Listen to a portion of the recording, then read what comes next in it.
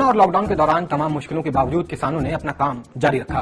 खुद प्रधानमंत्री नरेंद्र मोदी ने किसानों को धन्यवाद दिया। लेकिन इसी बीच सरकार ने कुछ ऐसा भी किया है कि अब वही किसान सड़कों पर उतर आए हैं और लगातार प्रदर्शन कर रहे हैं। तो बात इन्हीं फैसलों की जिन्हें सरकार ऐतिहासिक कृषि सुधार कह रही है।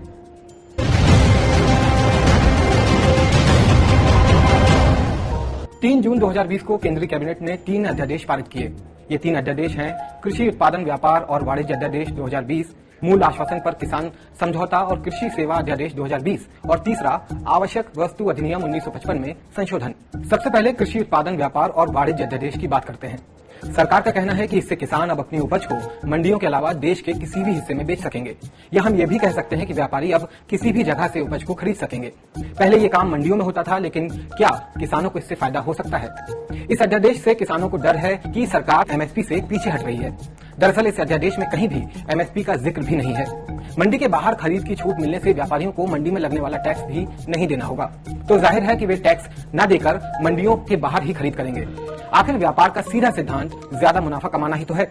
अध्यादेश इसकी गारंटी नहीं देता कि व्यापारी किसी फसल की कम से कम कितनी कीमत किसानों को देंगे, यानी फसल की कीमत तय करने का अधिकार अप्रत्यक्ष रूप से व्यापारियों के हाथ में ही होगा। सरकार भले ही अभी की तरह आगे भी एमएसपी तय करे, लेकिन एमएसपी मिलना किसानों का कानूनन अधिकार नहीं है। ऐसे में व्यापारी किसानों को फसल की ज्यादा या कहें कि सही कीमत देंगे, इसकी संभावना ना के बराबर है। ये भी कह सकते हैं कि किसानों को व्यापारियों के रहम पर जीना पड़ेगा।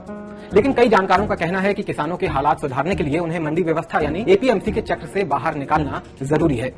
सवाल यह है कि क्या मंडी व्यवस्था यानी एपीएमसी के चक्र से बाहर निकालकर किसानों का फायदा नहीं होगा?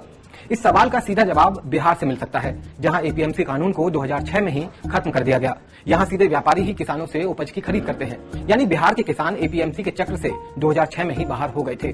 तो एपीएमसी के चक्र की दलील के आधार पर बिहार के किसान तो फायदे में होने चाहिए। साल 2015-16 के नाबार्ड सर्वे के मुताबिक बिहार के किसान परिवार की औसत आय 7,175 रुपए प्रति महीना थी। वहीं पंजाब में ये 23,133 रुपए और हरियाणा में एक किसान परिवार की आय 18,496 रुपए थी। पंजाब और हरियाणा में एपीएमसी एक्ट लागू है और बिहार में नहीं। एक और ताजा उदाहरण से इस बात को समझा जा सकता है। मक्के की एमएसपी 1,850 रुपए प्रति क्विंटल है, लेकिन मध्य प्रदेश में वक्त पर सरकारी खरीद शुरू न होने से किसानों को मजबूरन व्यापारियों को ये मक्का बेचना पड़ा। व्यापारी मुश्किल से 800 रुपए से लेकर 1,000 रुपए क्विंटल तक मक्का की खरीद कर रहे थे, यानी किसानों को हर एक क्विंटल पर 1,000 रुपए तक का नुकसान उठाना पड़ा। इससे ये पता चलता है कि व्यापारियों के हाथ में किसानों का कितना फायदा हो सकता है। किसानों को मक्के की सही कीमत और सरकारी खरीद शुरू करने के लिए प्रदर्शन तक करना पड़ा। एक सवाल ये भी है कि देश में 85% से ज्यादा छोटे और मध्यम किसान हैं, जिनके पास 5 एकड़ से कम जमीन है।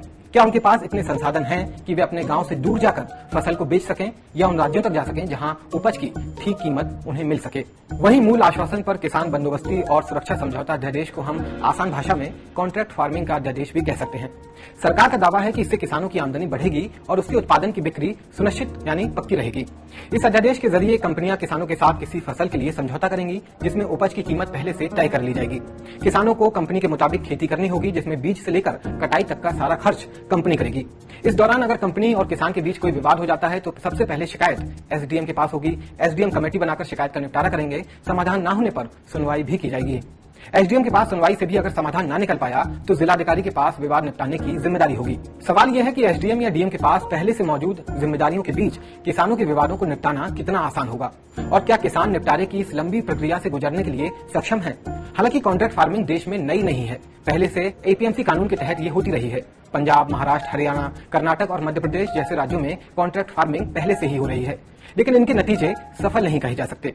कई बार कंपनियां गुणवत्ता यानी क्वालिटी का हवाला देकर किसानों से उसी उपज की खरीद करने से मना कर देती हैं जो समझौते के मुताबिक कंपनी ने ही उगाने के लिए कहा था। हाल ही में गुजरात में एक चिप्स बनाने वाली कंपनी और किसान के बीच एक लंबा विवाद हुआ, जब कंपनी ने कुछ किसानों पर एक विशेष किस्म के आलू की खेती करने पर मुकदमा कर दिया। हालांकि इस मामले में किसानों की जीत हुई, लेकिन इसने कॉन्ट्रैक्ट फार्मिंग और किसानों के अधिकार पर एक बहस छेड़ दी थी। एक बड़ी बात यह भी है कि देश में भूमिहीन किसान, जो कि कुल किसान आबादी का करीब करीब आधा हिस्सा है, उनका क्या होगा? क्योंकि कॉन्ट्रैक्ट तो जमीन के मालिक और कंपनी के बीच होगा। ऐसे में इन किसानों का क्या होगा जो भूमिहीन हैं और अभी तक किराए या बट्टे पर जमीन लेकर खेती करते थे? उनके लिए इस अध्यादेश में स्पष्ट तरह से कोई बात नहीं कही गई है। किसानों को डर है कि कहीं वो अपनी ही जमीन पर मजदूर बनकर न रह जाएं। बात करते हैं आवश्यक वस्तु अधिनियम 1955 में संशोधन करने वाले अध्यादेश की।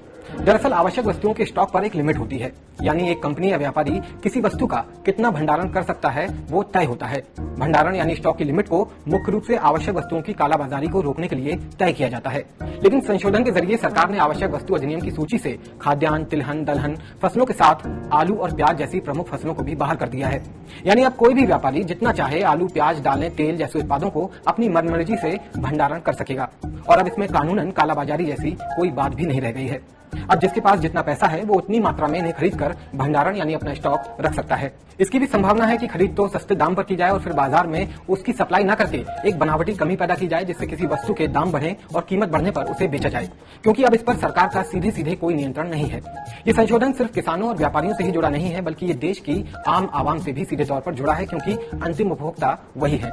इस संभावना से भी इनकार नहीं किया जा सकता कि कंपनियां किसानों को ये कहें कि उनके पास भरपूर स्टॉक है और किसी वस्तु की बनावटी अधिकता को दिखाएं और फिर इसके आधार पर किसानों से सस्ती कीमत पर उपज की खरीद करें। इन अध्यादेशों पर विवाद और भी है, लेकिन किसान और किसान संगठनों की मुख्य नाराजगी इन्हीं बिंदुओं पर है। एक मुद्दा यह भी है कि तमाम चुनौतियों से जूझ रहे किसान सरकार से जिन बदलावों की मांग कर रहे थे उन्हें पूरी तरह से दरकिनार कर इन अध्यादेशों से वाकई किसे फायदा होगा, किसानों को या उद्योग को।